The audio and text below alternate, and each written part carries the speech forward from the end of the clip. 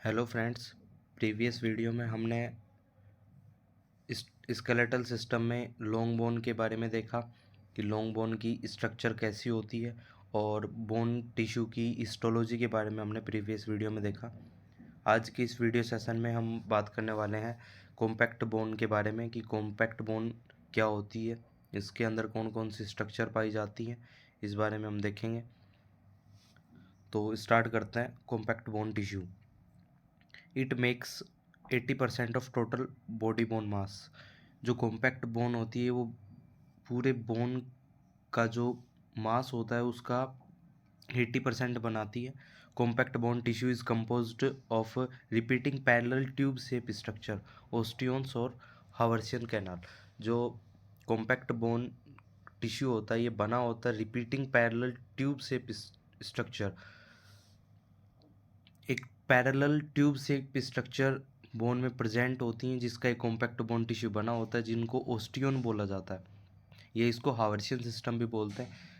Repeating parallel से tube shape structure यानी tube shape structure होती हैं जो कि एक दूसरे के पैरेलल होती हैं और बहुत सारी हैं इसमें कॉम्पैक्ट बोन में प्रेजेंट होती हैं। इनको ओस्टियोन बोला जाता है और इनको हावर्सियन सिस्टम भी बोलते हैं। Osteons are the structural and functional unit of bone. जो ओस्टियोन होता है वो स्ट्रक्चरल और फंक्शनल यूनिट है बोन का। Each osteon consist of cylindrical plate of bone lamellae arranged around a central canal और हावर्सियन कैनाल। जो ओस्टियोन होता है वो बना होता है cylindrical plate of bone. Bone की सिलिंड्रिकल प्लेट होती हैं जिनको लैमेली बोलते हैं, जो कि अरेंज होती हैं एक सेंट्रल कैनाल होती है या हावर्सियन कैनाल जिसको बोलते हैं उसके अराउंड में। उसके चारों तरफ बोन की सिलिंड्रिकल रिंग या सिलिंड्रिकल प्लेट अरेंज होती है जिनको लैमेली बोलते हैं, उनसे ये ओस्टियोन बना होता है। The central canal contains nerves and lymphatic and blood vessels. जो सेंट्रल कैनाल होती है उसमें नर्व पाई जाती हैं, लिम्फेटिक और ब्लड वेसल्स पाई जाती हैं। Each central canal is linked with neighbouring canals by tunnel eight right angles between two central canals called perforating canal. जो सेंट्रल कैनाल होती है वो अपने पड़ोसी जो सेंट्रल कैनाल है, एक बोन में बहुत सारी सेंट्रल कैनाल पाई जाती हैं तो एक सेंट्रल कैनाल दूसरी सेंट्रल कैनाल पास वाली दूसरी सेंट्रल कैनाल से एक ट्यूब शेप स्ट्रक्चर होती है जो कि सेंट्रल कैनाल के राइट एंगल पर यानी 90 डिग्री एंगल पर पाई जाती है, जो कि दो पास पास प्रेजेंट सेंट्रल कैनाल को जोड़ने का काम करते हैं, जिसको परफोरेटिंग कैनाल्स भी बोलते हैं। Between the adjacent lamellae are small spaces called lacunae which contain osteocyte. जो लैमेली हमने देखा था कि बोन की सिलिंड्रिकल प्लेट होती है, सिलिंड्रिकल रिंग्स होती हैं जो कि सेंट्रल कैनाल के चारों तरफ बनाती है और ओस्टियोन का फॉर्मेशन करती हैं। तो इन लैमेली के बीच में यानी पास पास प्रेजेंट जो लैमेली होती हैं इनके बीच में स्पेस पाया जाता है जिसको लैक्यूनी बोलते हैं, जहाँ पर ओस्टियोसाइट प्रेजेंट रहती हैं। जो ओस्टियोब्लास्ट जो सेल होती हैं ये लैक्यूनी एक टीनी पॉकेट होती हैं जो कि जिसमें ओस्टियोब्लास्ट ट्रैप हो जाती हैं और ओस्टियोसाइट में कन्वर्ट हो जाती है। Lacunae communicate with each other through a series of tiny channels called canaliculi which are filled with extra cellular fluid. Lacunae होती हैं वो एक दूसरे के साथ, जो बहुत सारी लैक्यूनी होती है वो एक दूसरे के साथ जुड़ी हुई होती हैं, टीनी चैनल्स होते हैं उनके द्वारा जुड़ी होती है जिसको कैनालिकुली बोलते हैं। Which are filled with extra cellular fluid, जो कि एक्स्ट्रा सेलुलर जो फ्लूइड होता है उससे फिल्ड होते हैं। ये जो आप डायग्राम देख रहे हैं इसमें आपको ये जो स्ट्रक्चर दिखाई दे रही है ये सेंट्रल कैनाल होती है, हावर्सियन कैनाल जिसको हमने बोला था सेंट्रल कैनाल है। इनके जो चारों तरफ जो आपको दिखाई दे रही है ये लैमेली होती हैं, ये एक लैमेली है, ये दूसरी लैमेली। इस तरीके से बहुत सारी जो बोन की रिंग्स या सिलिंड्रिकल प्लेट प्रेजेंट होती हैं उनको लैमेली बोलते हैं। नेक्स्ट हम बात करें जो लैमेलीज के बीच में जो ये स्पेस जो दिखाई दे रहा है, ये वाला जो स्पेस है, ये जो स्पेस है, इनको बोलते हैं लेक्यूनी बोला जाता है, और इनमें ओस्टियोसाइट्स जो सेल्स होती हैं वो प्रेजेंट होती हैं, और जो कैनालिकुली होती है, जो लेक्यूनी होती है, उनको कनेक्ट करने का काम करती है। और ये जो पूरी स्ट्रक्चर होती है इसको ओस्टियन बोला जाता है। ऐसे ओस्टियन जो बोन होती है उसमें बहुत सारे ओस्टियन प्रेजेंट होते हैं।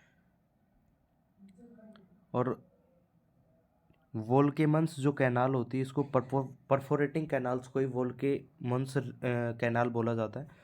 दो ओस्टियन को कनेक्ट करने का काम करते हैं। ये आप देख सकते हैं यहाँ पे कनेक्ट करने दो ओस्टियन, दो सॉरी ओस्टियन नहीं, दो सेंट्रल कैनाल या हावर्सियन कैनाल को कनेक्ट करने का काम करती हैं। ये जो ट्यूब से एक जो स्ट्रक्चर होती है, वो जो कैनाल होती है, सेंट्रल कैनाल होती है, उसके राइट एंगल पर यानी 90 डिग्री एंगल पर पाई जाती है, और दो सेंट्रल कैनाल को जोड़ने का काम करती है। नेक्स्ट हम बात करते हैं स्पॉन्जी बोन के बारे में। It consist of 20% of total bone body bone mass. जो बोन का जो मास होता है उसमें 80% तो कॉम्पैक्ट बोन प्रेजेंट होती है और 20% स्पॉन्जी बोन प्रेजेंट होती है। Spongy bone looks like a honeycomb. जो स्पॉन्जी बोन होती है वो हनीकॉम्ब के जैसे लगती है। हनीकॉम्ब का मीन्स होता है छत्ता, जो मधुमक्खी का छत्ता होता है उसके जैसी स्पॉन्जी बोन दिखाई देती है। Spongy bone tissue also known as trabecular और cancellous bone tissue does not contain osteon. जो स्पॉन्जी बोन होती है इसको ट्रेबिकुलर और कैल्सिनियस बोन भी बोला जाता है। जो स्पॉन्जी बोन होती है इसमें ऑस्टियन प्रेजेंट नहीं होते हैं, इसमें हावर्सियन सिस्टम नहीं पाया जाता है। ऑस्टियन जो कॉम्पैक्ट बोन होती है उसमें पाया जाता है। स्पॉन्जी बोन में ऑस्टियन नहीं पाए जाते हैं। Spongy bone tissue is always located in the interior of A bone protected by A covering of compact bone. जो स्पॉन्जी बोन टिश्यू होता है वो बोन के इंटीरियर पार्ट में यानी अंदर वाले पार्ट में प्रेजेंट होता है, और जो कि प्रोटेक्टेड होता है। इसके चारों तरफ एक कॉम्पैक्ट बोन की कवरिंग होती है, उससे ये प्रोटेक्टेड होता है। It A framework formed from trabeculae which consist of a few lamellae and osteocytes that lie in lacunae interconnected by canaliculi। ये जो स्पॉन्जी बोन होता है ये एक फ्रेमवर्क होता है यानी एक ढांचा होता है ट्रेबिकुली का, which consist of a few lamellae, जो कि बना होता है। जो स्पॉन्जी बोन एक ढांचा होता है ट्रेबिकुली का जो कि बना होता है लैमेली और ओस्टियोसाइट्स का, जो कि लेक्यूनी में प्रेजेंट होती हैं। जो ओस्टियोसाइट लेक्यूनी में प्रेजेंट होती है उनको, और लैमेली, इन दोनों से मिलकर ट्रेबिकुली बनता है इंटरकनेक्टेड बाय कैनालिकुली। जो लेक्यूनी होती है इंटरकनेक्टेड होती है कैनालिकुली से। Between the trabeculae are spaces that are filled with red bone marrow that produce blood cell. जो ट्रेबिकुली होती है इनके बीच में स्पेस पाया जाता है जिसमें रेड बोन मैरो भरा हुआ होता है, रेड बोन मैरो प्रेजेंट होता है जो कि प्रोड्यूस करता है ब्लड सेल्स को प्रोड्यूस करता है। नेक्स्ट हम बात करते हैं बोन फॉर्मेशन के बारे में कि बोन का डेवलपमेंट कैसे होता है, बोन का फॉर्मेशन किस प्रकार से होता है, उसके बारे में हम देखते हैं। तो जो बोन फॉर्मेशन होता है ऑल्सो कॉल्ड ओस्टियोजेनेसिस और ओसिफिकेशन। जो बोन फॉर्मेशन होता है, बोन डेवलपमेंट होता है, इसको ओस्टियोजेनेसिस या ओसिफिकेशन बोला जाता है। Long short and irregular bone develop in the fetus from rod of cartilage cartilaginous model, flat bone develop from membrane model, and sesamoid bone from tendon models। जो long short और irregular bone होती हैं वो foetus में develop होती हैं road of cartilage से, यानी कार्टिलेज से डेवलप होती हैं, इसलिए इनको कार्टिलेजिनस मॉडल बोलते हैं। और जो फ्लैट बोन होती है ये मेम्ब्रेन मॉडल से डेवलप होती हैं, यानी मेम्ब्रेन लाइक स्ट्रक्चर होती है उससे डेवलप होती हैं, इसलिए इनको मेम्ब्रेनियस मॉडल बोलते हैं। और जो सीसेमोइड बोन होती है वो टेंडन मॉडल से यानी टेंडन से ओरिजिनेट होती हैं, इसलिए इनको टेंडन मॉडल्स बोला जाता है। During ossification, osteoblasts secrete osteoid, which gradually replace the initial model. जब ओसिफिकेशन होता है तो ओस्टियोब्लास्ट ओस्टियोइड सिक्रीट करता है। ओस्टियोइड होता है जो ऑर्गेनिक मटेरियल होता है, ऑर्गेनिक जो मटेरियल होता है उसको ओस्टियोइड बोलते हैं। तो जो ओस्टियोब्लास्ट ओस्टियोइड सिक्रीट करती हैं उस टाइम पे जो इनिशियल मॉडल होता है, जैसे कि जो कार्टिलेज मॉडल होता है, मेम्ब्रेनियस मॉडल होता है और जो टेंडन मॉडल होता है, इनको ये रिप्लेस हो जाती हैं ओस्टियोइड के द्वारा। जब ओसिफिकेशन के दौरान जब ओस्टियोब्लास्ट सिक्रीट करते हैं ओस्टियोसाइड, ओस्ट ओस्टियोब्लास्ट जब ओस्टियोइड सिक्रीट करते हैं तब जो इनिशियल मॉडल है, जो कार्टिलेजिनस मॉडल है, जो मेम्ब्रेनियस मॉडल है और जो टेंडन मॉडल है, ये रिप्लेस हो जाता है। जो ओस्टियोइड होता है उससे रिप्लेस हो जाता है। Then this osteoid is progressively calcified, also a osteoblast action. जिसके बाद में जो ओस्टियोइड होता है वो कैल्सिफाइड हो जाता है एक जो ओस्टियोब्लास्ट के एक्शन के द्वारा। ये जो ओस्टियोइड होता है ये कैल्सिफाइड हो जाता है।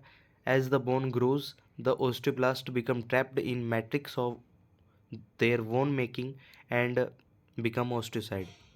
जैसे जैसे बोन ग्रोथ करती है जो ओस्टियोब्लास्ट होती हैं वो ट्रैप हो जाती हैं मैट्रिक्स में, जो कि खुद सिक्रीट करती हैं। जो ओस्टियोइड जो ओस्टियोब्लास्ट जो ओस्टियोइड सिक्रीट करते हैं उसी में ये ट्रैप हो जाती हैं और बन जाती हैं ओस्टियोसाइट्स। ओस्टियोसाइट्स में कन्वर्ट हो जाती हैं।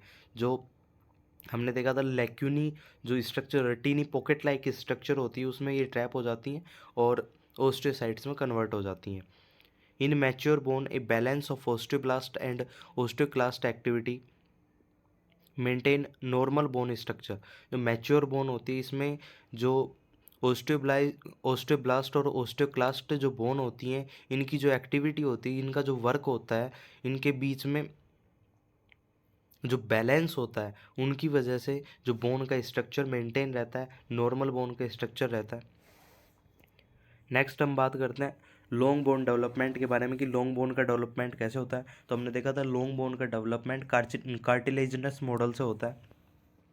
सबसे पहले हम यहाँ पे देखते हैं कि जो जो फीटल स्टेज में जो रोड ऑफ कार्टिलेज होती है, जो इनिशियल मॉडल होता है वो रोड ऑफ कार्टिलेज होता है। जिसके बाद में जो डायफाइसिस वाला जो एरिया होता है रोड ऑफ कार्टिलेज का, उसमें primary centre of ossification present होता है। यानी प्राइमरी सेंटर ऑफ ओसिफिकेशन होता है जहाँ पर ओसिफिकेशन होना स्टार्ट होता है।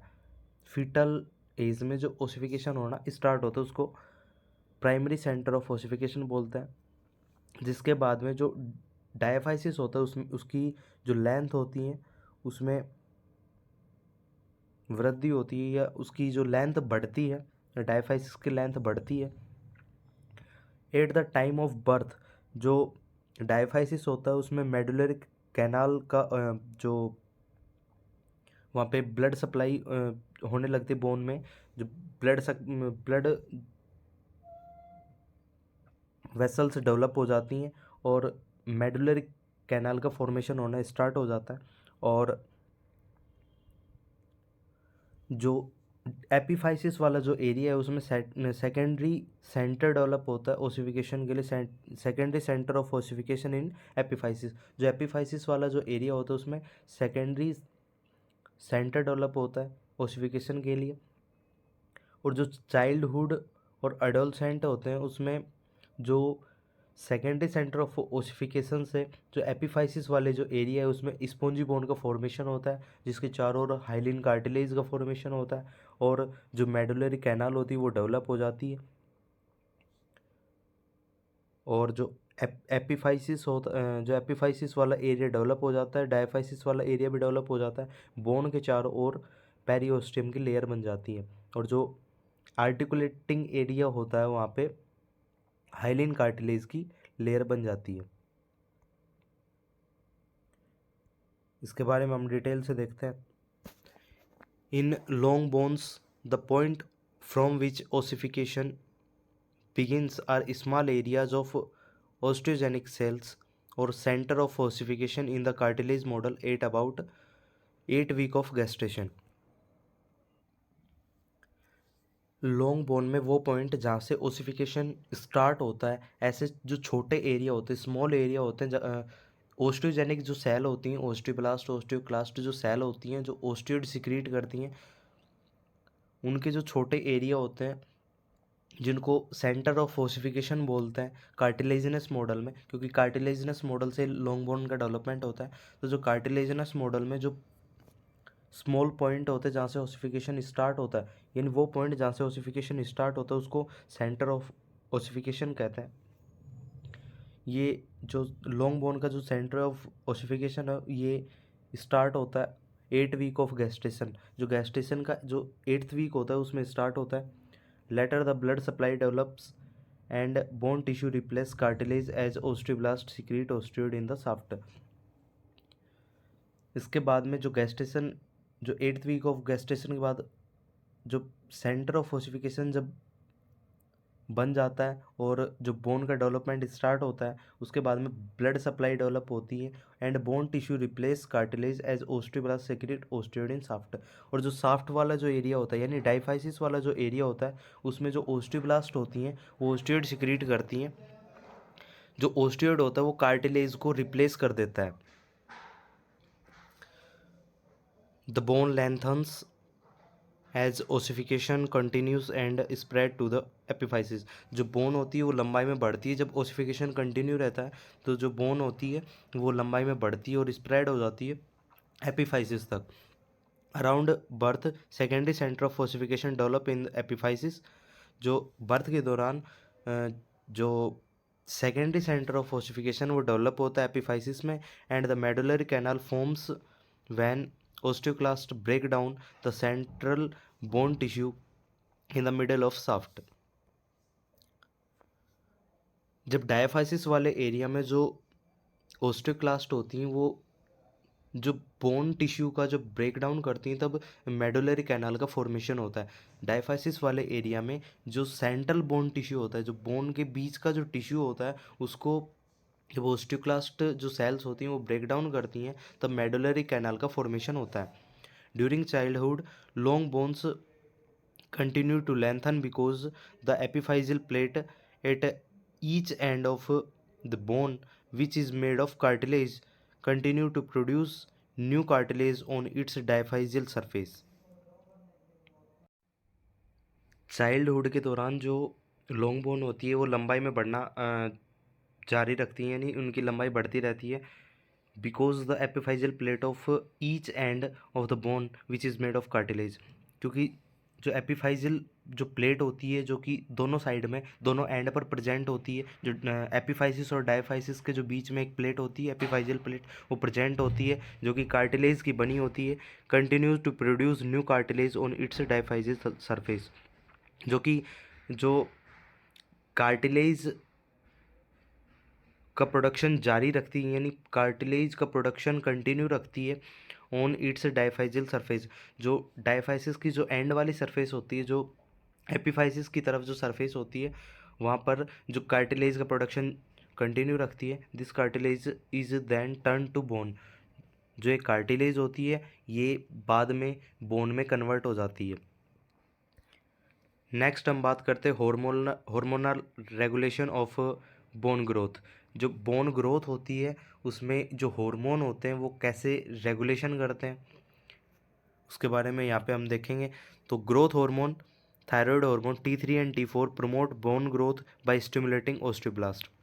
जो ग्रोथ हार्मोन होता है और जो थायराइड से निकलने वाले जो हार्मोन होते हैं T3 और T4, ट्राई आयोडोथायरोसिन और टेट्रा आयोडोथायरोसिन जो हार्मोन होते हैं T3 और T4, ये प्रमोट करते हैं बोन ग्रोथ को बाय स्टिमुलेटिंग ओस्टियोब्लास्ट को स्टिमुलेट करके, ओस्टियोब्लास्ट जो सेल होती हैं उसको स्टिमुलेट करके जो बोन ग्रोथ होते हैं उसको प्रमोट करते हैं।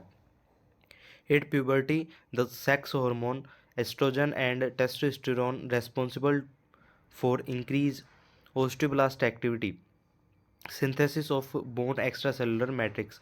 जो प्यूबर्टी के टाइम पे जो सेक्स हार्मोन होते हैं, ईस्ट्रोजन जो कि फीमेल्स में होता है और जो टेस्टोस्टेरोन जो कि मेल्स में होता है, responsible for increase osteoblast activity, जो कि ओस्टियोब्लास्ट की एक्टिविटी को इंक्रीज करने में रेस्पॉन्सिबल होते हैं।